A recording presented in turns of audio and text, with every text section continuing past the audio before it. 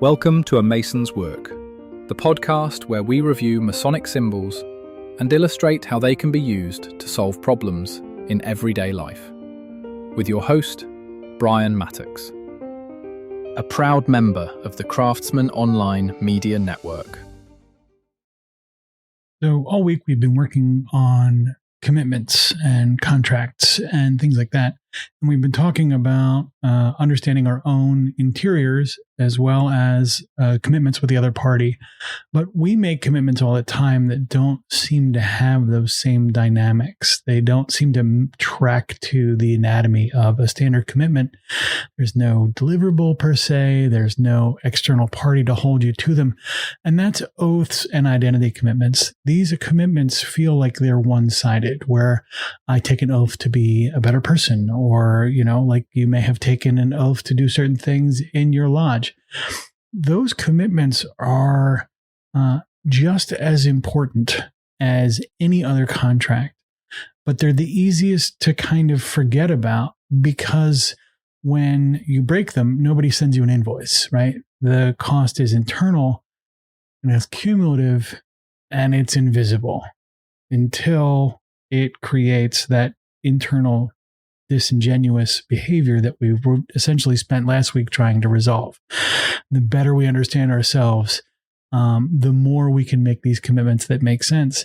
And the more we break these internal commitments to ourselves, the more of this kind of baggage we have to overcome when we try and get to that honest self-assessment.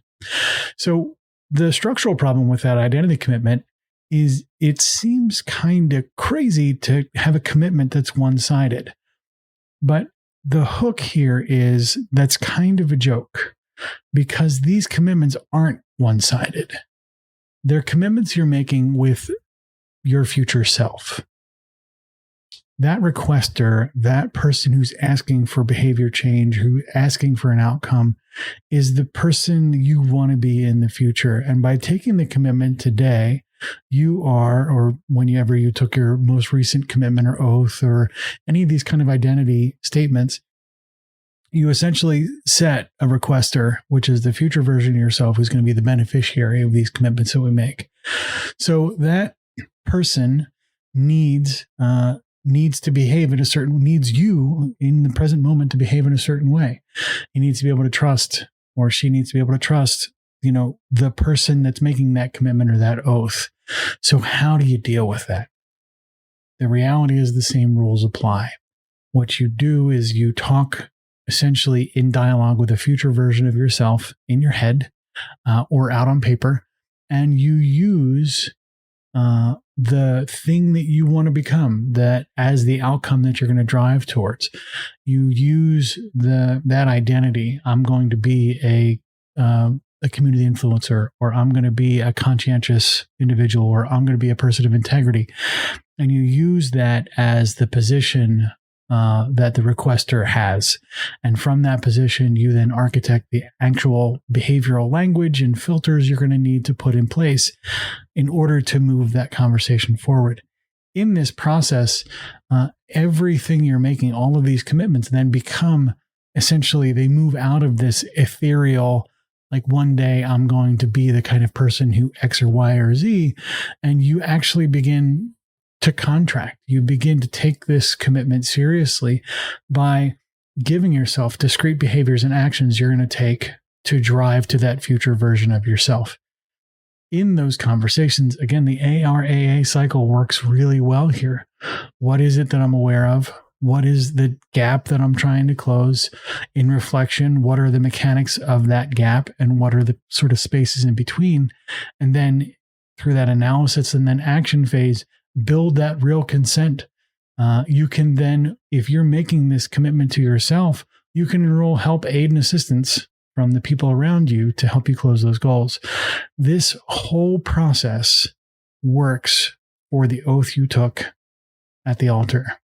This whole process works in contracting with the people that you're building relationships with, and that one of those primary people you should be building a relationship with is yourself.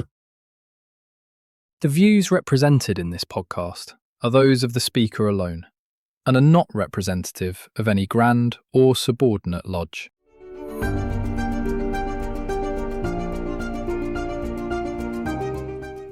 Hi, Brian here. I wanted to thank you so much for listening to this episode.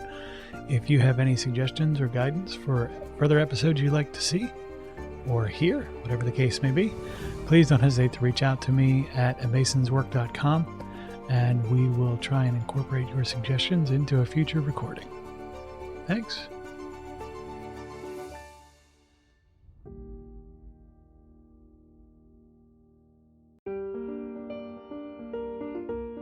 Freemasonry teaches us that the true work is within, a lifelong journey of reflection, discipline, and discovery. At A Mason's Work, we help Masons bring out their best selves through meaningful self-inquiry and symbolic practice. From personal reflection to lodge engagement, we offer tools that turn symbols into action. Visit us at amasonswork.com. The work is within. The time is now.